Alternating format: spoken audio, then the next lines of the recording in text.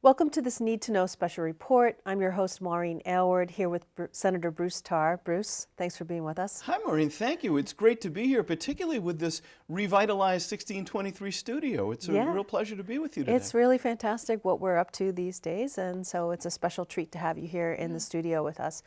You're one of a handful of Republican senators. What's that like for you? Well, that's a question I actually get asked a lot. So, Me too. In the Senate, there are 40 members and there are 6 Republicans. Right. And so you might think that it would be very lonely or very difficult, but actually it's quite the opposite. It's a bit more challenging when you don't have all of the numbers on your side. But the Senate has never really been a place that's that polarized in terms of party. And in fact, we work together in a bipartisan way on issues constantly. And so because I have 6 members on my side of the aisle, and I'm very fortunate that they reelected me as minority leader at the start of the year, I look for opportunities to build coalitions. And I work to know the rules and work to know the substance so that we can find opportunities for common ground. And as the minority leader of the Senate, I have always made a couple of commitments. One is that we will never fail to look for common ground. The second is we will always be honest about our opinions and perspectives because the process depends on it. And the third is when we disagree with the majority, we'll disagree respectfully and not in an obstructionist kind of a way. And so actually we're able to have an influence on the process, certainly have passed a fair number of bills, and it is a challenge every day, but it's one that I welcome. Is it helpful to have a Republican governor with Charlie Baker? Well, it's certainly helpful to have a governor who understands bipartisanship and who is able to reach across the aisle and work with both parties. I've been able to work with governors from different parties. It's been an interesting experience in each case, but certainly Governor Baker is providing the kind of bipartisan leadership that actually is consonant with what we do in the Senate. So as minority leader, you have quite a lot of influence in the State House.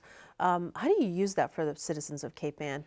Well, it's interesting. Oftentimes I explain it as if I have 2 roles at the State House. One is to represent with as much strength as I can the 17 communities in our Senate district. You have a huge area. It is huge.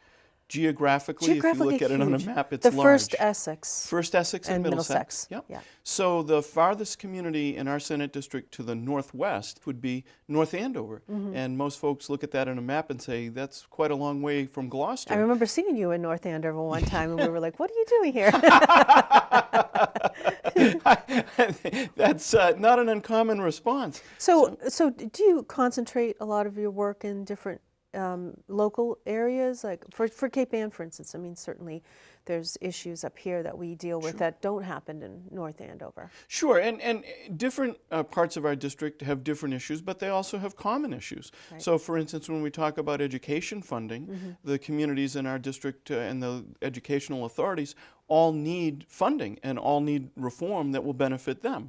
And then there are other more specific issues. So if I'm talking about the fishing industry, that is only tangentially related to folks in Wilmington, but it is still related because folks in Wilmington are consumers of the products that we harvest here. So there's a mix of issues, some that are parochial and some which span across the board in all the communities. So you mentioned education.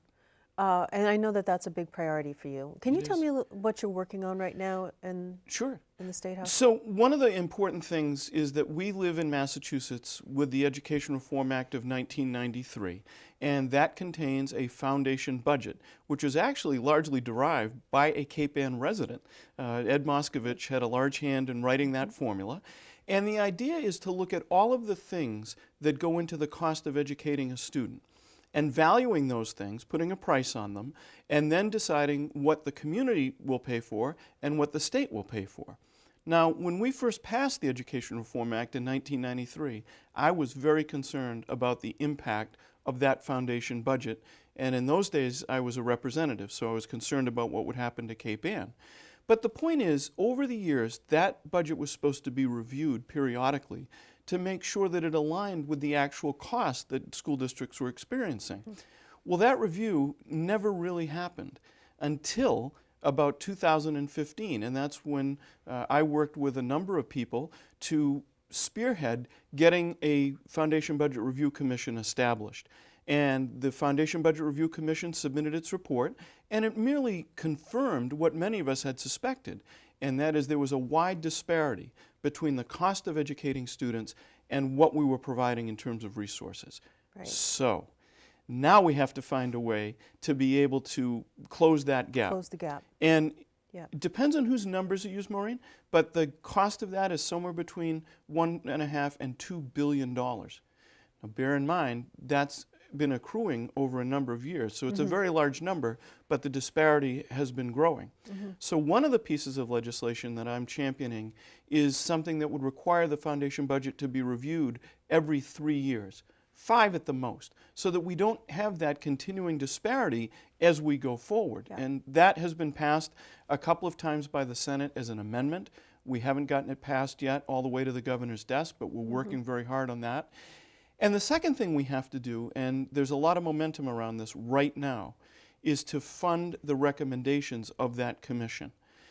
There are What are they 4, gonna? Okay. basically, Yeah. What are those? but 2 that address every school district in the state. One is that we under-recognize the number of special I education was going to students ask you about that. that There's a are lo- enrolled in our school. Right. There's a big cost for Absolutely. school districts. A large cost, a large percentage of the budget, but under-recognized in the foundation budget formula. So that's one. A second one is the cost of health insurance. We all know what health insurance costs for individuals and employers and households. Well, that's also true for school districts. And so we under-recognize that, and we need to do better with that. What about healthcare costs overall in municipalities? I mean, those continue to rise. They do. You know, there's an interesting situation in Massachusetts because we worked really hard to have coverage for everyone. And we're pretty close to that. We're at 97, 98% of some form of health care coverage for everyone in Which is Massachusetts. really remarkable, thank goodness. It's incredible. Right. And it was a great accomplishment. And other folks around the country, including the federal government, have looked to our example. I would point out, by the way, that that could never have been accomplished if it were not a bipartisan effort. And it was, and we got it done. But what we haven't done as well with is cost containment. So everybody has coverage.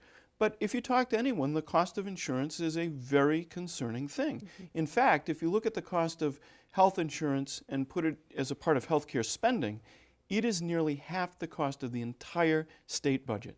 So that's true for state government, it's true for municipalities, it's true for school districts. So one of the things that we're working on is to try to control the cost of healthcare. It's important, though, when you have that conversation, to say that you also want to make sure we continue to have quality outcomes. Nobody wants bargain health care No, of that course doesn't not. have a good outcome. Right. So, Well, healthcare is all about outcomes. well, it is. Now, Yeah. we're unique among the states because we have good access to academic medical centers. In fact, just about everyone in Massachusetts is within an hour of an academic medical center. So part of the challenge is to make sure that the care is done in the right place at the right time. So there are a lot of things that our community hospitals do very well, and we don't need folks to go to an academic medical center for those things. There are other things that don't belong in the community hospital. So trying to make sure that we get consumers to behave in an appropriate way is a real challenge, and it's a different challenge in Massachusetts than it would be in other places. But we have to get our hands around cost control. And so one of the things that I'm doing in this session is offering legislation that does a number of things that independently may not seem as big as they are when you put them all together. So, for instance, we're trying to allow more use of telemedicine because for a lot of folks it's more convenient, it can save cost. We're trying to make more information available to consumers about quality and cost so that they can be educated consumers. And we're trying to allow insurers to price things in a way that incents folks to make those educated choices. So there's a whole bundle of things that we're working on to try to control the cost of health care, but allow folks to make good, intelligent, quality choices about where they're getting it. Right. So you mentioned the budget, and you're going to be working on the budget for quite some time in the next few months. So viewers might be hearing a lot about this. And could you explain what you're going to be working on and what the goal is, of course, to pass the budget? Absolutely. Right? So that's a major goal. that should be the goal. But is there going to be an extended debate about it? You know, and what parts of the budget are you most concerned about for us? So there's the budget is one of the most consuming things that the legislature does every year because it really touches everything that state government does. Not only because it funds everything that state government does, but also because it contains policies that affect those things as well. So the way that the system works is the governor gets to go first. And the governor files a budget, generally in January. That has happened. And that budget is reflective of an agreed-to number for revenue. So the House, the Senate, and the administration agree, this is what we think we're going to have to spend in the coming fiscal year. So at least we start all on that same page. The governor files his version of it. It then gets taken up by the House. Right now, the process that we're in are joint hearings between the House Committee on Ways and Means and the Senate Committee on Ways and Means. And they're traveling around the state listening to input and actually hearing from a lot of folks in the administration about what they think their budget should be. Next, it will be up to Representative Ferranti and her colleagues. In April, they will debate their version of the budget. They will have the opportunity to file amendments. Usually those are more than 1,000 in number. And it's a very intense process. They will finish that debate by the end of April, and then we will begin in May. And we will take up our version of the budget the week before Memorial Day. Let's move for a moment to the lobster processing bill that you proposed. What do you mean by done in a sustainable way? And will lobster processing happen in Gloucester? Well, it does now, but not as much as it could. And what is the difference? What will the bill do to increase that here? So the difficulty is that right now the processing of lobster parts is at issue. You can certainly catch live lobster and ship it, and companies in Gloucester do that, not only domestically but around the world. We have a very robust lobster fishery, and if you add up Rockport and Gloucester taken together, they are a very significant portion of all of the lobster that's caught in Massachusetts and in New England. So this is a very important industry. But the consumer is moving more toward other kinds of value-added products as opposed to whole lobster. So for instance, in 2008, we passed a statute allowing folks to process lobster tails. Now the reason that that was prohibited before was there was a concern about people taking short lobsters, juveniles, making them into parts and having no accountability. Well, law enforcement has evolved, and we were able to pass the law in 2008 to do tails. And what we're trying to do now is expand that to parts, to claws and legs and things of that nature, because right now we have the absurd result that lobster is harvested here and shipped out of state. There were some folks that were concerned about sustainability and what it would do to the stocks. So we asked Division of Marine Fisheries to look at that, and at the end of December they released a report saying, yes, this is sustainable, it will not harm the stock, it will provide a tremendous economic benefit for Massachusetts. Jobs. Jobs in processing that we don't have now. And it will help the lobster harvesters themselves because there'll be more lobster that can be harvested for these products. Yeah, so increases in revenues potential. Absolutely. That's great. Absolutely. And so the Senate has passed this a number of times. We're working on passing it again, and we're working with our House colleagues to see if we can get this done as soon as possible, because it literally will mean hundreds of jobs.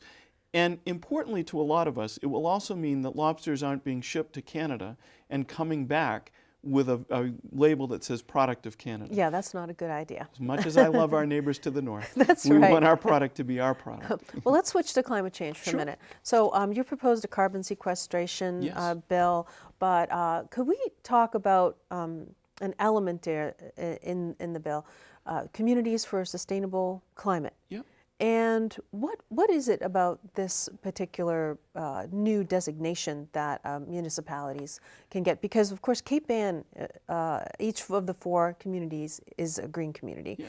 So is this in addition to? Yes. Tell me a little bit about what you're Well, sure, looking at. I can tell you a little bit about it, and that is that we're trying to accelerate our response to be able to do better with reduction of carbon emissions. And in fact, Massachusetts, through the Global Warming Solutions Act, has very ambitious goals.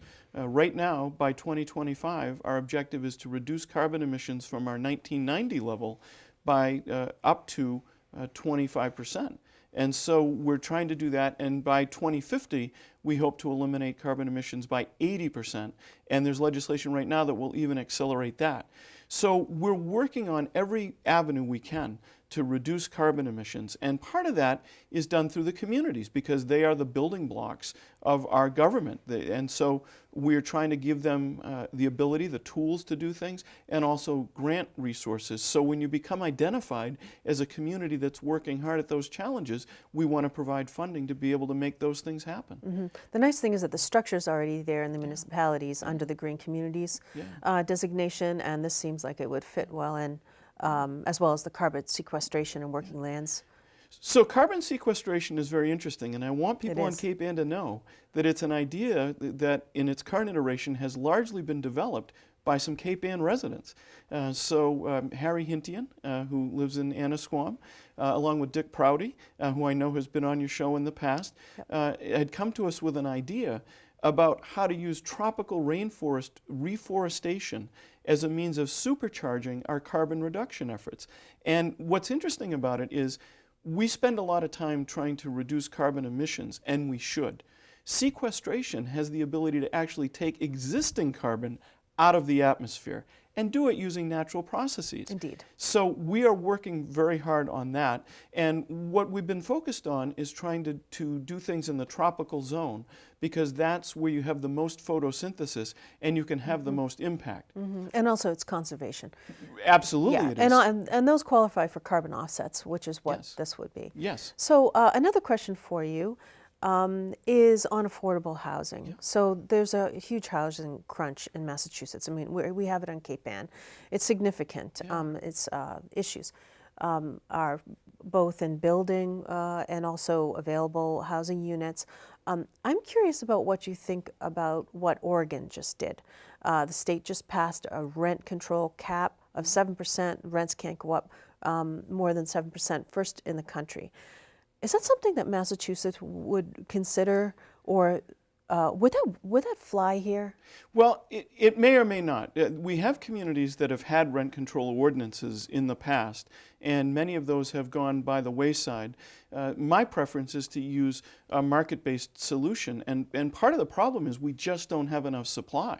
So we really need to look at how to increase the supply, because it doesn't take long to talk to folks on Cape Ann, and you hear about the high rents or the unavailability of housing, particularly rental housing.